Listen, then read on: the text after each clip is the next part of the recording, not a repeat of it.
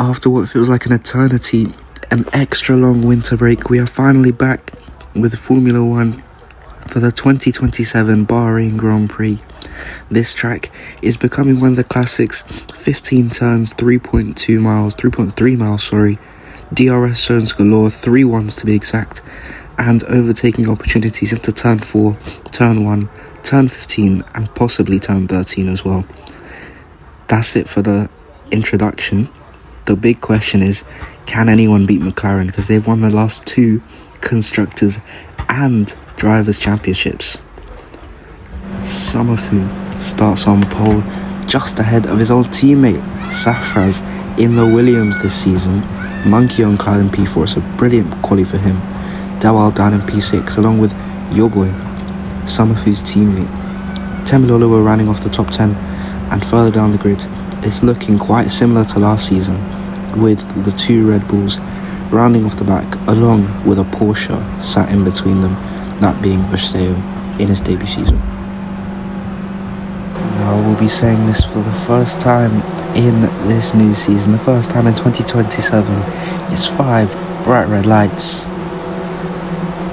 and the Bahrain Grand Prix is go go go, as it's a brilliant start from Summerfu.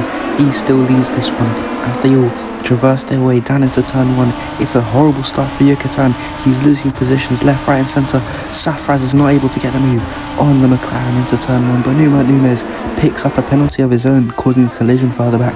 Monkey on cloud looking to make the overtake on Namzar for P3 on the softer compound. He goes for the inside and he gets up into the podium spots, and he's going to try and take it back around the outside of turns 5 and 6. They go, but it looks like Monkey on cloud has just managed to grab P3 there as Temilolo is trying to fend off from behind as they make their way through sector 2 on that straight. But it looks like Namzar is looking to go for a move back on the BMW, and he gets down the inside and he's taking the move to Safraz there.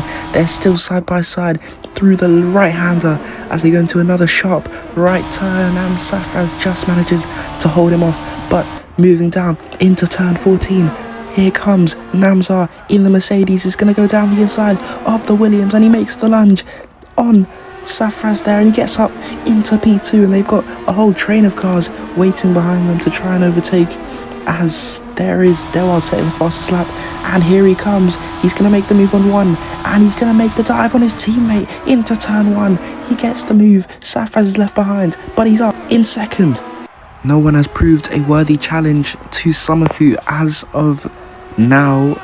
This race so far, he is 3 seconds ahead of second place, that being Namzar.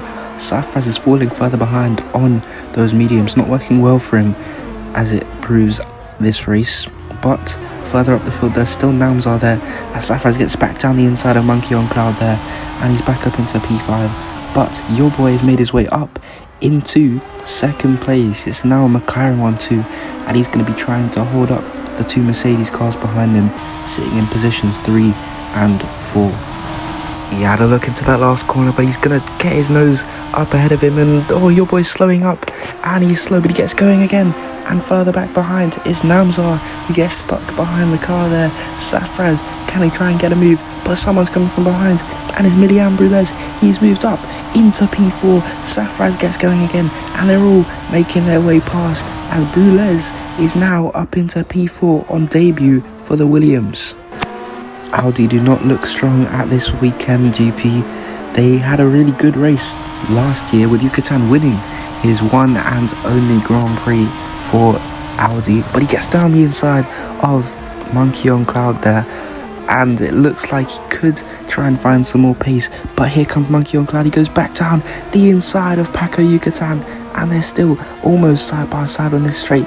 Yucatan just trying to keep himself side by side with the BMW. Their car has really improved since last season, but it looks like Monkey on cloud will get the move officially. But however, Yucatan will have the DRS as he moves over to the right hand side, and he gets up ahead back on Monkey on cloud, and he makes the move before they reach the corner into turn 1.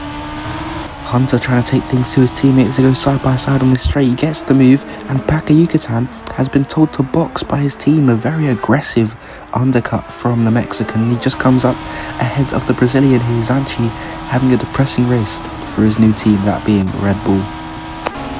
Temiloloa also boxes. Audi going for a bit of a weird strategy, but this time Temiloloa seems like he's going on a one-stop, but Yucatan going on the two-stop, and last year Yucatan won by doing the one-stop.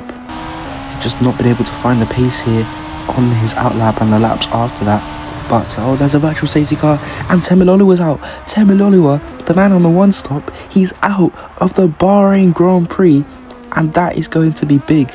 Audi won't score many points today, it looks like. Everyone coming in. Delwald in second place could get a good undercut on the man who missed the pit entry. Summerfu, he's going to get undercut like crazy as they begin the race yet again after the virtual safety car. Summerfu now in, it's a lap late. He missed the pit entry before and he comes in boxing for mediums, and surely they won't be taking him to the end of the race as he just manages to avoid Mamzar there in the Mercedes. But Delwald now leads the Grand Prix. Your boy is even going to overtake him along with the Ferrari of Grace Hunter. M3 will get ahead.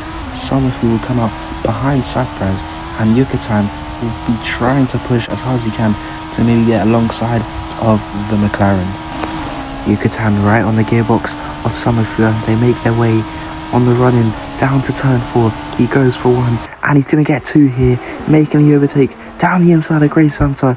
Summerfield follows him through and he's going to try and make an overtake on the Mexican himself as they make their way through turns 5, turn 6, and he goes onto the gravel. Summerfield's waited patiently and he's finally going to cruise past the Audi, an Audi that looks struggling this weekend. Summerfield is now caught up to his old rival and teammate Safraz, who's moved teams to Williams. Could they be in another title fight this year? But for now, it's proving like Summerfield will be steamrolling this championship. He moves up into 3rd place ahead of Safraz. Yucatan told to box yet again. This is a terrible strategy from Audi. You don't really see this from them. Last year, they got it down to a T. And this year, the aggressive undercut has not worked for the German car. Zanchi looking to make a move. It's only going to be a consolation, but he's going down the inside of Seb into turn 1. He gets squeezed out, but they still go side by side through turns 1 and 2. Out of turn 3, he's going to have the DRS and he's going to make the move on the Aston Martin. They're still side by side as they make their way down into turn 4, and he's ahead and gets the move up into P17 for the Red Bull. The last lap, the final lap of the first race here in 2027. We thought that McLaren would dominate. We even thought Williams could be the ones to dominate as they locked out the front row of the old teammates Safraz and Summerfield. But it's going to be neither of them stepping on the top step, neither of them on the second step, because this man, a South African, he's been falling short in 2 races, Brazil and South Africa, but this time he makes no mistakes and he comes home to win the Bahrain Grand Prix.